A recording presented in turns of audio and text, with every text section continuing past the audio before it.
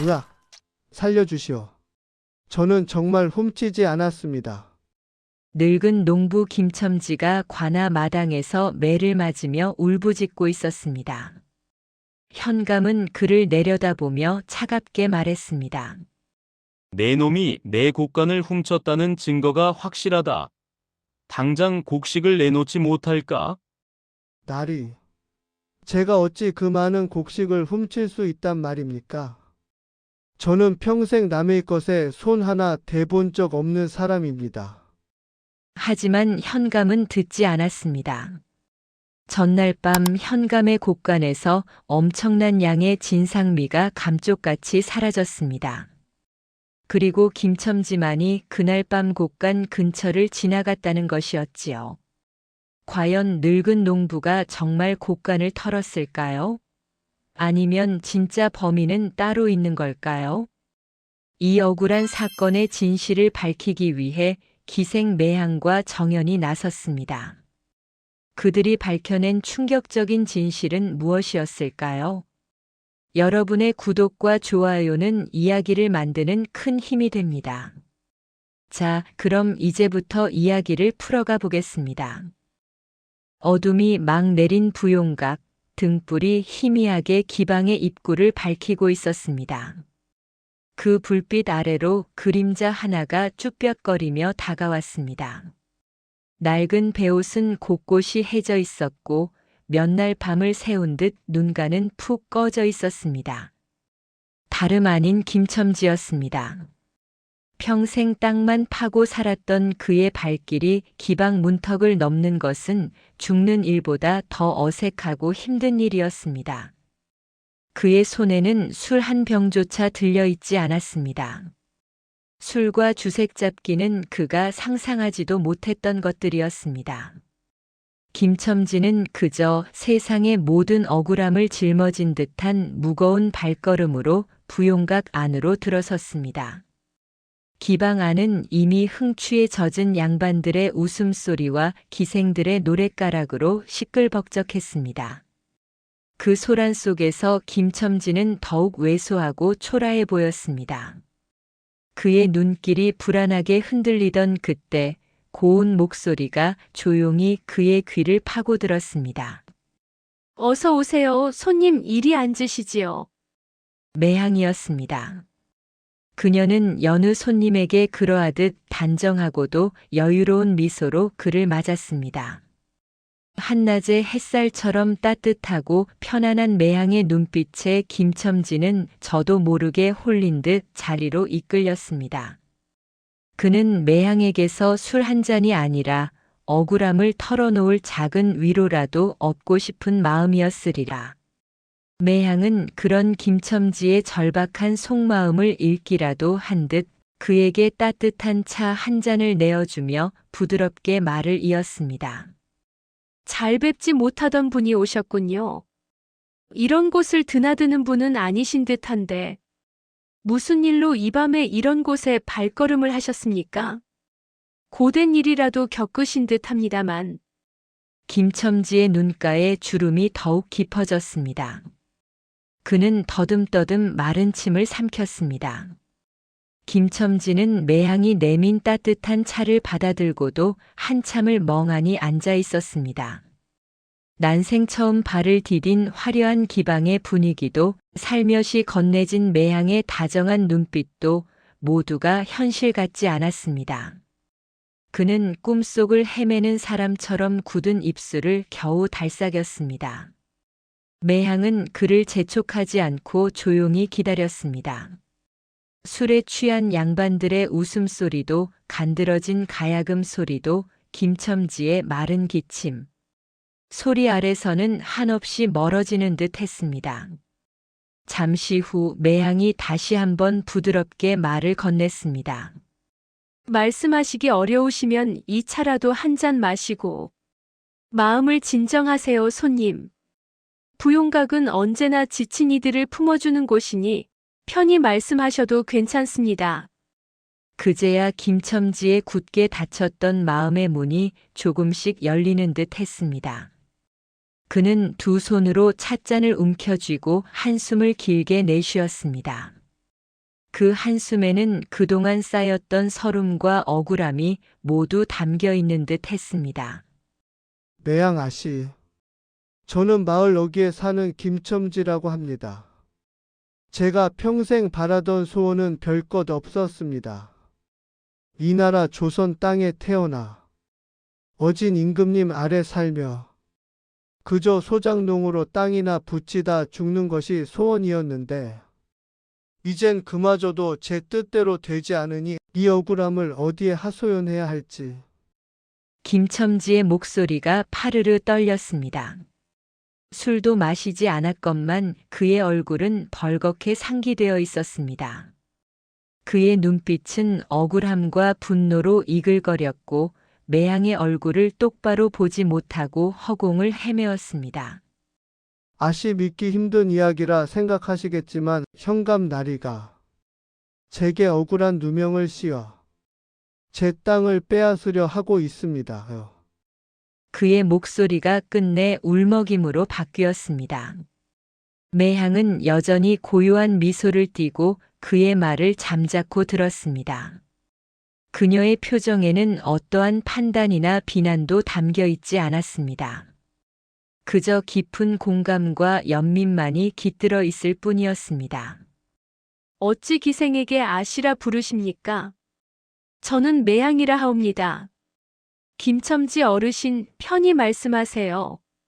얼마나 답답하셨으면 여기까지 발걸음하셨겠습니까? 제가 이 부용각에 앉아 온갖 사연을 들었으니 어르신의 억울함 또한 마음 기울여 들으리다. 제가 큰 힘은 못 되어도 어르신의 답답한 심정을 들어드리는 건 잘할 수 있답니다. 매향의 담담한 말에 김첨지는 고개를 들었습니다. 매향의 눈은 더할 나위 없이 따뜻했습니다.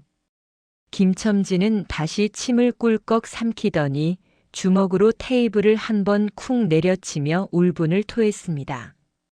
그 놈의 현감이 곡간에 있던 곡식이 없어졌다고 느닷없이 저를 잡아다 고문을 했지 뭡니까? 이 김첨지가 훔쳐갔다고요. 그날 밤 창고 근처에 얼쩡거린 놈은 너밖에 없다면서 없어진 곡식을 모두 제 재산으로 물어내라더군요. 안 그러면 강제로 다 빼앗아가겠다고 으름장을 놓지 뭡니까? 그의 목소리는 갈수록 격앙되었습니다. 그 현감이란 놈은 부임해온 뒤로 매번 무리하게 백성들 곡식을 거둬들이고 윗사람에게 아부 떨기 바쁜 작자입니다. 바득바득 모아서 어딘가에 바치려고 모아둔 곡식이 있었나 본데 그것이 홀연히 사라졌다지 뭡니까? 우리 같은 청것은 그런 게 있는 줄도 몰랐습니다.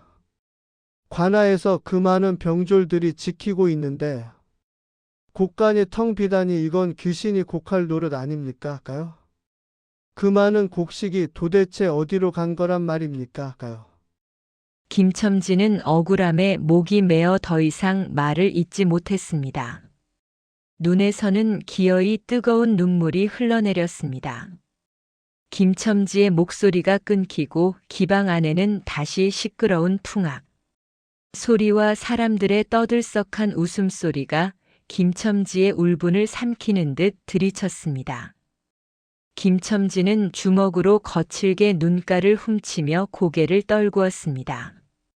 누구에게도 털어놓지 못했던 깊은 상처가 이제야 세상 밖으로 나온 듯 그는 온몸에 힘이 빠진 듯이 축 늘어져 있었습니다. 어디다 하소연할 곳이 없어. 여기까지 오면서도 문전박대 당하면 어쩌나 긴장하던 몸이 매향의 깍듯한 응대에 풀어졌기 때문입니다. 매향은 여전히 고요했습니다. 그녀의 시선은 김첨지의 주름진 손에서 그가 들이킨 씁쓸한 찻잔으로 다시 희미한 촛불이 일렁이는 기방의 천장으로 옮겨갔습니다. 겉으로는 무심해 보였지만 그녀의 머릿속은 이미 김첨지의 말들을 조각조각 맞추고 있었습니다. 곡간에서 곡식이 사라졌다. 그 곡식은 현감이 무리하게 세 곡을 징수한 것으로 밖으로 드러나면 안 되는 것이다. 현감은 김첨지에게 터무니없는 누명을 씌우고 그 손실을 받아내려 한다. 창고에 접근한 이가 너밖에 없다. 매향의 입가에 엷은 미소가 스쳤다. 고작 늙은 농부가 대량의 곡식을 감쪽같이 훔치고 도주할 능력이 있을까? 큰 쥐가 들었구나. 쥐는 쥐이되 그 쥐는 현감이 아는 쥐일 것이야. 현감이 매번 무리하게 곡식을 걷어들인 것은 분명 어딘가에 바칠 목적이었을 터. 그런 명분으로 거둔 곡식이 없어졌다고 동네방네 소문 낼 수도 없었을 것이고, 곡간을 도둑 맞고도 이렇다 하게 발설하지도 못하니 현감이 똥줄이 타겠군. 매향의 곁에서 모든 이야기를 잠자코 듣고 있던 정연은 조용히 매향을 바라보았습니다. 그의 눈빛 속에는 날카로운 궁금증과 함께 무언가 행동할 준비가 되어 있음을 알리는 듯한 미세한 떨림이 있었습니다. 정연은 이미 매향이 움직일 것이라는 것을 직감하고 있었습니다. 매향은 김첨지를 향해 부드럽게 말했습니다. 어르신, 술 한 잔 받으시지요. 억울한 마음이 조금이나마 가시기를 바랍니다. 매향은 직접 술병을 들어 김첨지의 빈잔에 술을 가득 채웠습니다. 그리고 정연을 향해 눈길을 주며 마치 일반적인 이야기를 하는 듯한 어조로 조용히 입을 열었습니다. 세상에 참 별별 희한한 일이 다 있습니다. 사나운 늑대가 지키고 있는 덤불을 지나가던 염소가 다 먹어치웠다고 호통치는 꼴이라니. 겉만 봐서는 도통 속을 알 수 없는 법이지요. 그 고을엔 분명 더 큰 늑대가 있거나 늑대의 눈을 피할 수 있는 큰 쥐가 웅크리고 있을 것입니다. 어르신 말씀처럼 귀신이 곡할 노릇이라면 그 귀신의 정체를 밝히는 것이 순서가 아니겠습니까? 정연의 눈빛이 순간 번뜩였습니다. 늑대는 현감, 염소는 김첨지, 덤불은 사라진 곡식 사건. 매향의 말 속에는 이미 나아가야 할 방향이 담겨 있었습니다. 어르신, 며칠간은 이 부용각에 묵으시면서 마음을 추스르십시오. 제가 주모에게 일러둘 터이니 어떠한 염려도 마시고요. 어르신의 이야기를 들으니 제 가슴 또한 답답하옵니다. 하늘이 두 쪽 나도 진실은 밝혀지는 법이니 너무 염려 마세요. 매향은 김첨지에게 편안히 머물 것을 권했습니다. 그리고는 정연을 돌아보며 아무렇지도 않은 듯 그러나 미묘한 눈빛으로 살짝 고개를 까딱였습니다. 정연은 매향의 눈빛에서 이미 해야 할 일을 읽었습니다. 제가 이 기방에 있는 동안 심부름을 맡았으니 잠시 다녀와도 되겠습니까? 매양 아씨. 정연이 나지막이 매향에게 물었고 매향은 고개를 끄덕였습니다. 정연은 김첨지를 한번 지그시 바라보더니 부용각의 문을 열고 밤거리로 나섰습니다. 그의 발걸음은 떠돌이 나그네처럼 가벼웠지만 그 방향은 이미 김첨지의 고을을 향하고 있었습니다. 그의 발걸음은 한달음에 김첨지가 살던 마을에 닿았습니다. 평화로워야 할 농촌 마을이었건만 고을 전체에 묘한 활기 없음과 불안감이 감돌고 있었습니다. 한낮인데도 들에는 일하는 사람이 많지 않았고 드문드문 보이는 사람들의 얼굴에는 깊은 그늘이 드리워져 있었습니다. 정연은 일부러 삿갓을 눌러쓰고 허름한 차림으로 며칠 굶은 양 행세하며 시장통 구석의 주막으로 향했습니다. 막걸리 한 사발을 앞에 두고 정연은 흘러나오는 이야기들을 귀담아 들었습니다. 아니나 다를까 주막의 낮은 평상에 옹기종기 모여 앉은 늙은 농부들은 김첨지의 일을 벌써부터 입에 올리고 있었습니다. 어쩌쩌 김첨지 영감만 불쌍하게 됐지 뭐. 그 양반 평생 죄 짓고 산 적 없는 분인데 그러게 말이야. 밤중에 누가 현감 나으리 곳간에 있는 귀한 진상미를 훔쳐갔는지는 모르겠고 아무튼 그 일이 터지자마자 김첨지 영감을 제일 먼저 족치더라니까. 안 그래도 현감께서는 부임하자마자 해마다 진상미를 2배로 늘리더니 툭하면 어명이다. 임금님께 바쳐야 할 곡식이다 하면서 백성들 뼈골까지 빼먹었지. 그 중에서도 유독 김첨지 영감을 들들 볶지 않았나? 그런데 이젠 도둑이라고 몰리다니 정말 안 됐지 뭔가. 쉿! 누가 들을까 무섭소. 괜히 현감 귀에 들어가면 우리까지 엮일 수 있어. 사람들은 서로의 눈치를 보며 목소리를 낮췄지만 김첨지의 억울함을 분통해 하고 있었습니다. 정연은 일부러 거친 기침을 몇 번 하며 낡은 옷소매로 입을 닦았습니다. 이들이 경계를 늦춘 틈을 타 정연은 무심한 척 끼어들었습니다. 아이고 영감님들. 대체 무슨 곡식 걱정을 이리 하시는지 며칠 굶었더니 저절로 귀가 쫑긋하는구려. 그 현감 나리의 곡간이 투둑한가 봅니다. 정연의 말에 농부 한 명이 혀를 찢찢하며 말했습니다. 두둑은커녕 지난달엔 소장류에 있는 것 없는 것 싹싹 걷어가서 채워 넣은 그 곡간이 텅 비어버렸다지 뭐요. 그럴 거면 보리밥 한 술이라도 남겨놓고 걷어갈 것이지. 그래 놓고는 갑자기 김첨지 어르신을 잡아들여 곡간을 다시 채워 넣으라며 매를 쳤다지. 정연은 고개를 끄덕이며 막걸리를 들이켰습니다. 그러고는 슬쩍 다른 농부에게 물었습니다. 그런데 곡식이 사라진 것이 혹시 며칠 전 일입니까? 제가 이 고을 어기를 지날 때 고을 사람들이 밤중에 모여서 무언가를 분주하게 옮기는 것을 본 듯하여서 말입니다. 무슨 큰 행사라도 있었나 싶었습니다. 정연은 아무것도 보지 못했으나 마치 본 것처럼 떠봤습니다. 정연의 말에 농부들의 얼굴에는 미묘한 표정이 스쳐 지나갔습니다. 그들은 서로를 바라보더니 가장 연장자로 보이는 농부가 주위를 살피며 낮은 목소리로 정연에게 다가왔습니다. 쉿! 이 사람아. 함부로 말하지 마시오. 그 며칠 전이라는 게 금은밤을 말하는 것이오? 그날은 외부 상인이 들어와서 갑자기 일거리가 넘쳐나는 날이었소. 자신의 물건을 마을 입구까지 옮겨 달라고 하더군. 그런데 그날 마침 현감나리 곳간에서 진상미가 사라졌지 뭐여. 당신이 그날 진짜 뭘 보긴 봤소? 금은밤은 아니었습니다. 제가 말하는 날이랑 다르군요.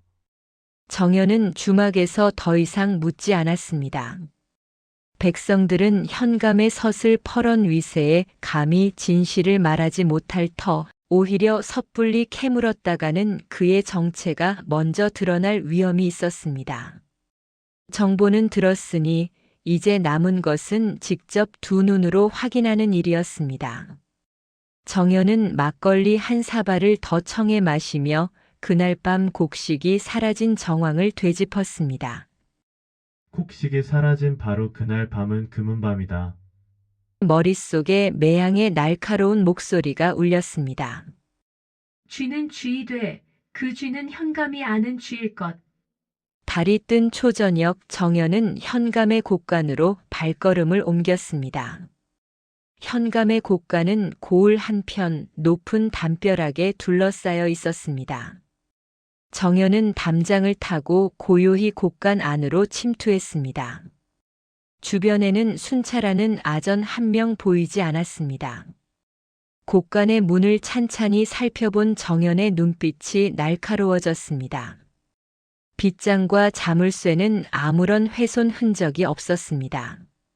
만약 김첨지 같은 외부인이 곡식을 훔쳤다면 이 단단한 문을 부수거나 자물쇠를 파손했을 터였습니다. 하지만 자물쇠는 멀쩡했습니다. 열쇠로 열었다는 뜻인가? 정연은 곡간 안으로 들어갔습니다. 텅 빈 곳간 안에는 희미한 달빛만이 스며들고 있었습니다. 바닥에는 곡식 자루를 쌓아두었던 흔적이 역력했습니다. 먼지가 덜 쌓인 자국을 보니 제법 많은 양이 있었던 듯 했습니다. 정연은 바닥을 세심히 살폈습니다. 구석에 떨어진 쌀알 몇 개가 보였습니다. 곡간을 나온 정연은 주변을 둘러보았습니다. 곡간 뒤편으로는 좁은 골목이 이어져 있었고 그 골목은 마을의 큰 길로 연결되어 있었습니다. 골목 입구 부근 풀이 자란 땅에는 희미한 수레바퀴 자국이 보였습니다. 큰 수레가 지나간 흔적이군. 정연은 자국을 따라 골목을 걸었습니다. 하지만 큰 길에 이르자 흔적은 완전히 사라졌습니다. 수많은 사람과 수레가 오가는 대로에서 특정 바퀴 자국을 구분하는 것은 불가능했습니다.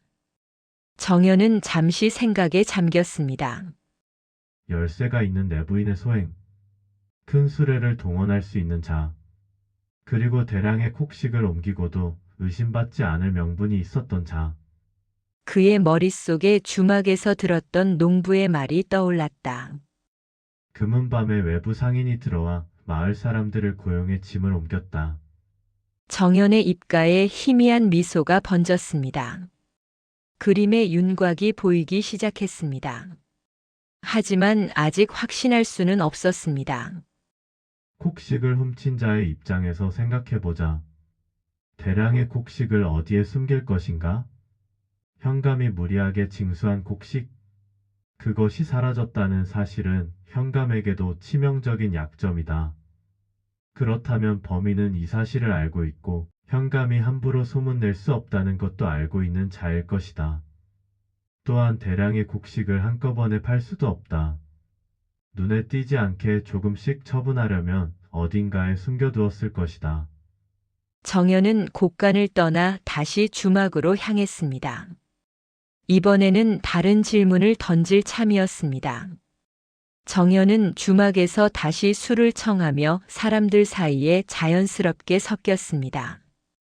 영감님들, 이 근처에 사람 눈에 잘 띄지 않으면서도 물건을 숨기기 좋은 곳이 있습니까? 제가 다른 고을에서 빚쟁이를 피해 도망 온 몸이라 혹시 모를 일에 대비해 짐을 숨겨둘 곳을 찾고 있습니다. 농부들은 서로의 얼굴을 쳐다보았습니다. 한 늙은 농부가 입을 열었습니다. 숨길 곳이야 많지. 뒷산 골짜기도 있고 폐가도 몇 채 있고. 그런데 가장 으슥한 곳은 역시 성황당 쪽이겠지. 그쪽은 마을 사람들도 제사 지낼 때 말고는 잘 안 가거든. 성황당이요? 그렇지. 김첨지 영감집 뒤편 숲속에 있는데 길도 제대로 안 나 있어서 아는 사람만 찾아가지. 요즘은 거기도 잘 안 간다네. 정연의 귀가 번쩍 뜨였습니다. 김첨지의 집 뒤편이라. 현감이 김첨지를 범인으로 지목한 이유가 혹시 그것 때문은 아닐까? 그 성황당 근처에 최근에 사람이 다녀간 흔적이라도 있던가요? 글쎄, 그건 잘 모르겠는데 요즘 누가 그런 곳에 신경이나 쓰겠어. 다들 현감날이 눈치 보느라 바쁘지. 정연은 더 이상 묻지 않았습니다. 성황당. 그곳이면 대량의 곡식을 숨기기에 충분했습니다. 그리고 만약 그곳에서 곡식이 발견된다면 그 뒤편에 집이 있는 김첨지가 가장 유력한 용의자가 될 수밖에 없었습니다. 영리한 수법이군. 곡식을 훔치면서 동시에 누명까지 씌울 수 있는 장소를 택하다니. 해가 지기 전 정연은 김첨지의 집 뒤편 숲으로 향했습니다. 마을 사람들의 말대로 제대로 된 길도 없는 울창한 숲이었습니다. 한참을 헤매던 정연은 희미한 오솔길 하나를 발견했습니다. 오래전에 만들어진 듯 풀이 무성했지만 자세히 보니 최근에 누군가 지나간 흔적이 있었습니다. 꺾인 풀, 밟힌 흙. 오솔길을 따라 들어가자 작은 터가 나왔고 그곳에 낡은 성황당이 있었습니다. 정연은 조심스럽게 주변을 살폈습니다. 성황당 뒤편에는 새로 쌓은 듯한 건초 더미가 있었습니다. 건초를 살짝 들추자 그 아래 곡식 가마니들이 빼곡히 쌓여 있었습니다. 찾았다. 하지만 정연은 곡식을 확인하고도 곧바로 움직이지 않았습니다. 곡식을 찾은 것만으로는 부족했습니다. 진짜 범인이 누구인지 확인해야 했습니다. 만약 이 곡식의 존재만 알린다면 현감은 여전히 김첨지를 범인으로 몰 것이 분명했습니다. 위치가 김첨지 집 바로 뒤였으니까요. 정연은 성황당 근처의 큰 나무 위로 몸을 숨겼습니다. 범인은 반드시 다시 올 것이었습니다. 곡식을 다시 처분해야 하니까요. 밤이 깊어지고 멀리서 개 짖는 소리조차 들리지 않는 고요한 시각. 과연 예상대로 수풀을 헤치며 두 그림자가 성황당 쪽으로 다가왔습니다. 정연은 나무 그늘에 몸을 감춘 채 그들의 대화를 엿들었습니다. 저번 금은밤 일은 정말 아슬아슬했어요. 당신 상인 친구는 믿을 만한 작자겠죠? 나직하고 교활한 여인의 목소리였습니다. 마님, 걱정 마십시오. 제 친구는 타지에서 곡물 거래를 하는 상인이라 입이 무겁습니다. 게다가 자기도 싼 값에 질 좋은 곡식을 손에 넣었으니 절대 누설하지 않을 겁니다. 남자의 목소리는 젊고 자신만만했습니다. 정연은 귀를 더욱 곤두세웠습니다. 목소리의 주인은 곡간을 관리하는 서리인 듯 했습니다. 그래도 놀랐어요. 현감이 그날 밤 상인들의 술 접대에 완전히 넘어갈 줄은. 평소 술을 그렇게 경계하던 양반이. 후후. 그건 마님께서 고을에 귀한 손님이 오셨으니 융숭이 대접하라고 은근슬쩍 부추기셨기 때문 아닙니까? 게다가 상인들이 가져온 진귀한 술과 안주에 현감나리께서 정신이 팔리셨을 법하지요. 그런데 그 짧은 사이에 무슨 수를 쓴 거예요? 현감나리께서 객사에서 상인들과 흥청망청 노시는 동안 저는 곡간 점검을 한다며 열쇠를 가지고 나왔습니다. 물론 현감나리께서는 술에 취해 제대로 기억도 못하시겠지만요. 젊은 남자가 뻐기듯 상황을 얘기하기 시작했습니다. 정연의 눈빛이 날카로워졌습니다. 현감의 열쇠를. 그렇다면 내부자의 소행이 확실했습니다. 그리고 상인에게 열쇠를 넘긴 건가요? 그럼 의심을 사지요. 마님께서도 보셨잖습니까? 상인들이 자신들의 짐을 마을 입구까지 옮겨달라며 고을 사람들을 고용했던 것을. 실제로는 우리 곡간의 곡식을 상인들의 수레에 싣고 나간 겁니다. 그리고 나서 얼른 제자리에 열쇠를 돌려놨지요. 아. 그러니까 마을 사람들은 상인의 짐을 나르는 줄 알았지만 실제로는 우리가 현감의 곡식을 빼돌리는 걸 도운 셈이로군요. 정확합니다. 상인들의 큰 수레 여러 대가 버젓이 마을을 드나들었으니 아무도 의심하지 않았지요. 고을 사람들은 그저 상인들이 일거리를 준다며 기뻐했을 뿐입니다. 부인이 감탄하듯 말했습니다. 그런데 왜 전부 가져가지 않고 일부를 여기에 남겨둔 거지요? 그건 한 번에 처리하기에 너무 커서 그랬습니다. 그래서 절반 정도만 상인 수레에 실어 그날 나가고 나머지는 여기 성황당에 숨겨뒀습니다. 그럼 이 곡식은 언제 팔 생각이에요? 서두르지 마십시오. 한 달쯤 뒤에 그 상인 친구가 다시 오기로 했습니다. 그때 나머지를 넘기고 우리는 그 돈을 받아 이 고을을 떠나는 겁니다. 그 전에 혹시 현감이 눈치채면 어쩌려고요? 걱정 마십시오. 이미 준비해뒀습니다. 준비? 마님도 아시다시피 이 성황당은 김첨지 영감집 바로 뒷산에 있습니다. 제가 일부러 이곳을 택한 이유가 그것입니다. 아, 혹시 들키면 김첨지에게 덮어 씌우려고? 바로 그겁니다. 제가 현감께 이미 귀띔을 해뒀습니다. 금은밤에 곡간 근처에서 수상한 그림자를 봤는데 김첨지 영감과 비슷했다고 말입니다. 게다가 김첨지는 평소에도 진상미 징수에 불평불만이 많았으니 의심받기 딱 좋은 인물이지요. 치밀하군요. 역시 당신은 영리해요. 내일 새벽 김첨지 집 근처에 곡식 자루를 하나 실수로 흘려놓을 겁니다. 그럼 더욱 확실한 증거가 되겠지요. 호, 당신만 믿어요. 그나저나 보고 싶어 죽는 줄 알았어요. 진상미가 없어진 일로 얼마나 난리를 쳐대는지 몸살이느라 자기를 만날 틈이 없었다니까요. 그동안 내가 못 본 척해서 토라진 건 아니지요. 뭐 다 후일을 위해서니 어쩔 수 없다는 건 알지만 현감에게만 딱 붙어 계시는 걸 보니 속이 타긴 탔지요. 어디 한번 안아봅시다. 제품이 현감 나리보다 100배는 듬직하지요. 부인이 젊은 서리의 품에 안겨들었습니다. 둘은 낮게 웃으며 서로를 껴안았습니다. 그 둘의 대화를 듣던 정연은 순간 자신의 귀를 의심했습니다. 마님이라니. 그 여인은 바로 현감의 부인이었습니다. 그리고 옆에 남자는 부인의 정인이 분명했습니다. 현감 부인이 바람이 나서 불륜 상대와 함께 곡간의 곡식을 빼돌린 것이었습니다. 더구나 불륜 상대는 현감에 가까운 부하가 분명했습니다. 그러니 문을 부술 필요도 없이 열쇠로 감쪽같이 열고 거사를 치렀군.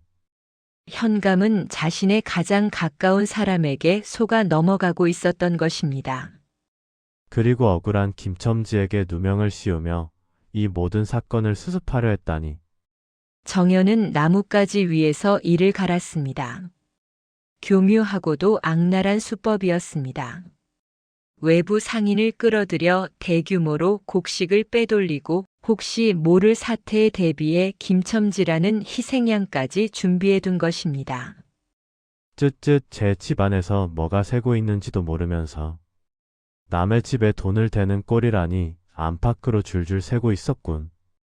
정연은 혼잣말처럼 중얼거렸습니다. 그의 눈빛은 어느새 차갑게 가라앉아 있었습니다. 성황당을 떠나 부용각으로 향하는 발걸음 내내 씁쓸한 미소를 지울 수 없었습니다. 현감의 어리석음이 이토록 처참할 줄이야. 백성들의 땀과 피가 서린 곡식이 일개 부인의 불륜 도구로 사용되고 정작 현감 자신은 엄한 농부에게 죄를 뒤집어 씌우고 있으니 말입니다. 밤이 깊어 부용각 안은 대부분의 손님이 물러간 뒤였습니다. 매향은 텅 빈 사랑방에 홀로 앉아 등불 아래에서 고요히 책을 읽고 있었습니다. 정연의 발자국 소리가 들리자 그녀는 조용히 고개를 들었습니다. 눈빛은 여느 때와 다름없이 차분했으나 정연이 가지고 올 소식을 기다리는 듯 미묘한 기대감이 스쳐 지나갔습니다. 정연은 매향 앞에 마주 앉았습니다. 그는 차 한 잔을 들이키며 고을에서 있었던 일들을 차분하게 풀어놓았습니다. 곡간에서 시작된 흔적은 큰 길에서 끊겼습니다. 하지만 주막에서 귀한 정보를 얻었지요. 김첨지 영감집 뒤편에 성황당이 있다는 것을. 그곳에서 사라진 곡식을 발견했습니다. 역시 그랬군요.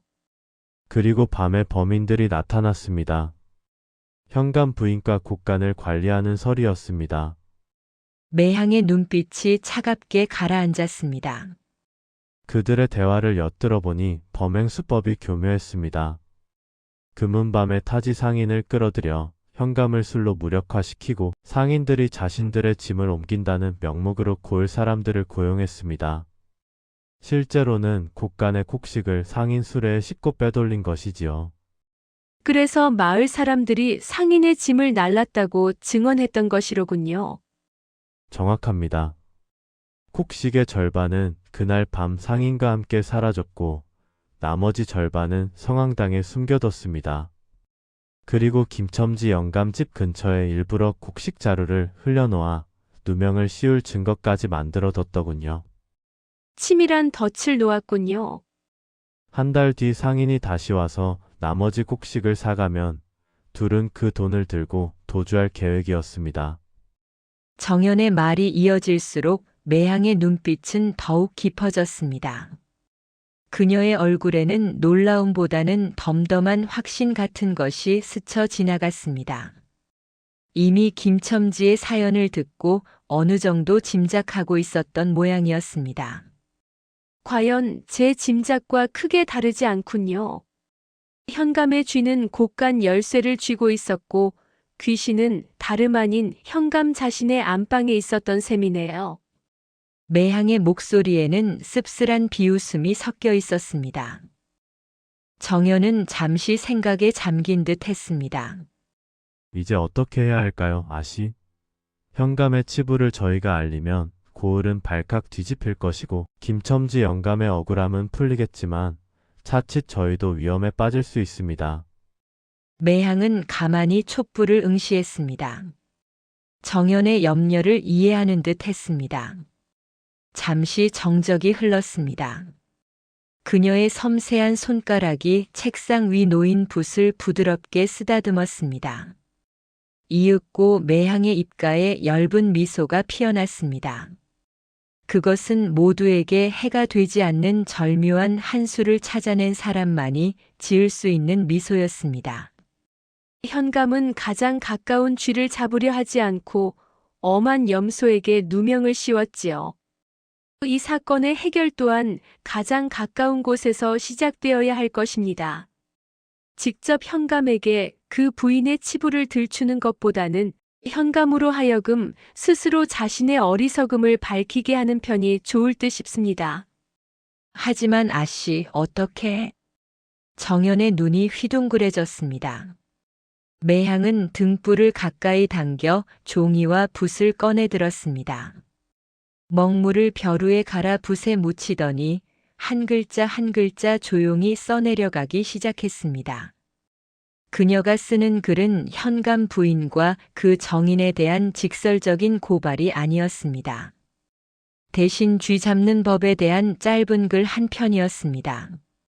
매향은 붓을 들고 망설임 없이 종이 위에 글자를 새겨 넣기 시작했습니다. 그녀의 눈빛은 흔들림 없이 깊었습니다. 정연은 그런 매향의 분놀림을 묵묵히 지켜보았습니다. 한참의 시간이 흐르고 매향의 붓이 종이 위에서 멈췄습니다. 글을 마친 후 매향은 종이를 조용히 접어 정연에게 건넸습니다. 이것을 현감에게 전해주세요. 다만 평범한 방식으로는 그의 귀가 열리지 않을 테니 아침 조회 때 모든 이의 이목이 집중된 순간에 이 진실이 박힌 화살이 그의 앞에 꽂히도록 해주세요. 매향의 표정은 고요했지만 그녀의 말 속에는 단단한 결심이 담겨 있었습니다. 정연은 종이를 받아들고 깊이 고개를 숙였습니다. 매향의 글에는 현감 부인의 불륜이라는 단어가 한마디도 없었지만 그 어떤 노골적인 고발보다도 현감의 어리석음을 통렬하게 꼬집고 있었습니다. 정연은 다시 길을 나섰습니다. 그의 발걸음은 지난번보다 훨씬 가벼워 보였습니다. 다음 날 아침 고을 관아 마당에는 현감의 출청을 알리는 북소리가 울리고 아전들과 백성들이 운집해 있었습니다. 현감은 위험 있는 모습으로 마루에 걸터 앉아 백성들의 민원을 들을 채비를 하고 있었습니다. 왁자지껄하던 마당은 현감이 나타나자 언제 그랬냐는 듯 숙연한 침묵이 흘렀습니다. 그 순간이었습니다. 슝! 바람을 가르는 날카로운 소리와 함께 허공을 가르며 날아든 화살 한 대가 현감의 바로 앞 마루 기둥에 퍽 하고 꽂혔습니다. 모든 시선이 화살 끝에 박힌 종이 한 장에 집중되었습니다. 마당은 정적에 휩싸였습니다. 현감의 얼굴은 삽시간에 하얗게 질렸습니다. 누가 감히 이곳에 화살을 쏘아댄단 말인가? 그는 화살 근처에는 가지도 못하고 벌벌 떨며 몸을 뒤로 물렸습니다. 현감은 찌푸린 얼굴로 이방을 노려보며 소리쳤습니다. 당장 저것을 뽑아내어 소리내어 읽으라. 이방은 한치의 흐트러짐 없는 자세로 현감에게 고개를 꾸벅 숙이더니 태연하게 마루 기둥으로 다가갔습니다. 그는 망설임 없이 화살을 뽑아들고 거기에 박힌 종이를 펼쳤습니다. 싸늘한 이방의 시선이 종이 위 글자를 훑었습니다. 이방의 얼굴에도 잠시 의아함이 스쳤으나 곧 명확하고 또렷한 목소리가 흘러나왔습니다. 옛날 어느 고을에 돈과 명예에 눈이 멀어 재물을 무리하게 쌓아두던 욕심 많은 주인이 살았네. 주인의 집 곳간에는 귀한 곡식과 보물이 가득했으니 그 값어치는 고을 사람 모두가 입을 떡 벌릴 정도였다네. 이방의 목소리가 들릴수록 현감의 얼굴은 핏기 없는 창백한 낯으로 변해갔습니다. 마치 이방이 읊조리는 글이 현감의 가장 은밀한 치부를 날카롭게 파고드는 칼날인 듯 했습니다. 이방은 그런 현감의 표정을 슬쩍 보더니 자신 또한 그 내용에 점차 집중하며 더욱더 명확한 발음으로 글을 이어갔습니다. 그런데 어느 날 밤, 그 귀한 곳간에서 값이 나가는 물건들이 감쪽같이 사라지고 말았지 뭔가. 주인은 눈에 불을 켜고 범인을 찾았으나 쉬이 찾지 못하고 그저 대문 밖에 서성대던 가난하고 늙은 농부 한 사람을 붙잡아 내가 감히 내 것을 훔쳤구나 하고 매질하며 위협했네. 노부는 평생 땅만 파고 살았을 뿐 남의 것을 탐할 줄 모르는 착한 사람이었다네. 허나 진실은 먼 곳에 있지 않았다네. 밤마다 주인이 고된 나라일 걱정에 빠진 사이 주인의 그림자처럼 가장 가까이 지내던 이가 곳간 안에서 물건들을 몰래 꺼내 옮기곤 했네. 그는 한밤중 몰래 숨어 들어온 다른 그림자와 함께 곳간의 귀한 보물로 달콤한 꿈을 꾸고 있었던 것이라네. 이방의 목소리가 이 구절에 이르자 듣고 있던 아전들과 고을 사람들의 얼굴에도 일순간 경악과 함께 뭔가를 짐작했다는 표정이 스쳐 지나갔습니다. 현감은 그들의 시선이 칼날이 되어 자신에게 박히는 듯한 착각에 빠졌습니다. 현감은 자신의 귀한 곡식이 사라진 날 밤 갑자기 마을에 들이닥친 상인의 무리를 떠올렸습니다. 그리고 그 밤 상인에게 접대받는다며 술에 취해 흥청거리던 자신의 모습도 자신을 그렇게 속이고 그날 부인이 정인과 함께 자신의 곡식을 빼돌려 자신을 접대했던 상인과 거래를 했다는 섬뜩한 진실을 깨달았습니다. 그의 손발은 차가워지고 온몸에 소름이 돋았습니다. 그는 비틀거리며 마루 아래로 굴러떨어질 뻔했습니다. 주인은 멀리서 큰 도둑을 찾고 엄한 농부만 탓할 뿐 정작 자기 집 안에서 벌어진 진짜 도둑질은 까맣게 모르고 있었으니 그 꼴이 어찌하니 우스꽝스럽겠는가. 보물을 노리는 쥐는 곳간 안에 있었고 심지어 주인의 품에 안겨 있었는데도 주인은 정작 바깥을 향해 소리 지르고 있었으니 말일세. 아, 눈은 있으되 진실을 보지 못하는 이의 어리석음이여. 이방의 목소리는 마지막 구절에 이르러서는 마치 현감.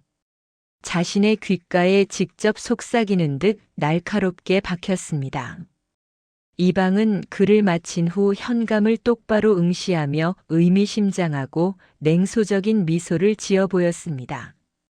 그 미소는 마치 현감이 진실을 깨닫는 순간을 기다리고 있었다고 말하는 것만 같았습니다. 현감의 입술은 바짝 말라붙었습니다. 현감은 자신이 돌이킬 수 없는 어리석은 실수를 저질렀음을 깨달았습니다. 도저히 외부에 발설할 수도 없는 부인의 불륜과 그녀가 저지른 곡식 도난, 이 모든 추문이 터진다면 내 목숨인들 온전하겠는가? 내가 직접 읽었다면 이 모든 것을 은밀히 덮을 수도 있었을 것을. 내 무덤을 내가 팠구나. 현감의 입술은 바짝 말라붙었습니다. 이내 체념한 듯 고개를 떨구었던 현감은 이를 악물고 무언가 결심한 듯 손을 들어 올렸습니다. 당장 현감 부인을 잡아들여라. 역적보다 더한 악행을 저질렀으니 지엄한 죄를 물어야 할 것이다.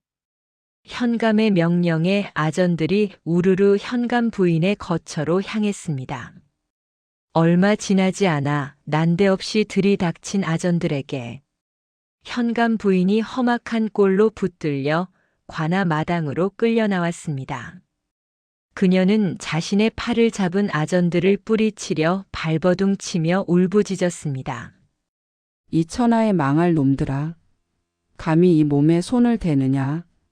나라 실은 뒷전이고 매일같이 기생집이나 드나들던 현감의 죄를 먼저 물어라. 너희 주인이 백성들의 곡식을 착취하고 엉뚱한 농부에게 누명을 씌워 죽을 지경에 이르게 한 것은 보지 못하고 현감 부인은 자신의 불륜이 밝혀진 것에 대한 분노와 체념, 그리고 마지막 남은 오기로 현감의 치부를 거리낌 없이 읊어대기 시작했습니다. 그녀의 목소리는 관아 마당을 넘어 고을 전체로 퍼져나갔습니다. 마을 사람들은 웅성거리며 관아 앞으로 모여들었습니다. 현감은 자신의 이름이 욕되게 불리는 소리에 두 손으로 얼굴을 감쌌습니다. 감히 고개를 들 수 없었습니다. 치부보다 더한 추문이었습니다. 모든 백성이 보는 앞에서 자신의 어리석음과 탐욕이 만천하에 드러나는 순간이었습니다. 마당에 모여있던 고을 사람들은 더 이상 참지 않았습니다. 김첨지를 비롯한 농부들은 현감을 향해 돌을 던지지는 않았으나 분노에 찬 외침과 야유를 쏟아냈다. 그들의 눈빛에는 오랜 서름과 억울함이 담겨 있었습니다. 백성들의 분노는 걷잡을 수 없이 타올랐습니다. 이윽고 참다 못한 몇몇 젊은이가 앞으로 나서서 현감을 향해 돌진하려는 신용을 했습니다. 저런 부패한 현감은 물러가라. 저런 자를 우리의 고을 수령으로 둘 수 없다. 현감은 허둥지둥 관아 문을 넘어 달아나기 시작했습니다. 그의 뒤를 따라 고을 사람들이 몽둥이를 들고 물러가라.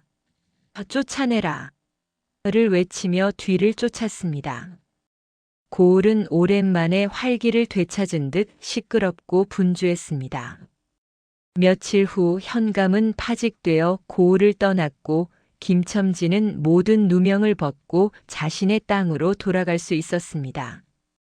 곡간에서 빼돌려진 곡식은 다시 도마에 올라 도망친 상인과 곡간지기를 잡아들여 대부분 회수되었고 성황당에 남아있던 것들과 함께 백성들에게 다시 분배되었습니다. 부용각에 돌아온 정연은 매향에게 이 모든 이야기를 전했습니다. 매향은 조용히 고개를 끄덕였습니다.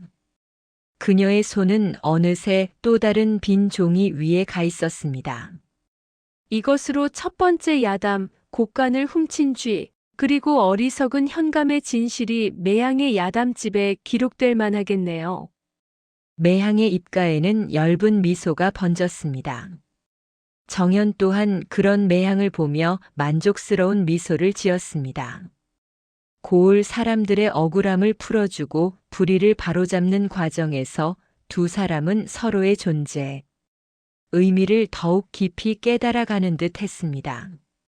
그리고 매향의 야담집은 그렇게 한 장 한 장 채워져 가고 있었습니다. 오늘의 이야기가 재미있었다면 구독과 좋아요를 꾹 눌러주세요. 모든 분께 큰 복이 찾아가기를 기원합니다. 저는 다음에 더 좋은 이야기로 돌아오겠습니다.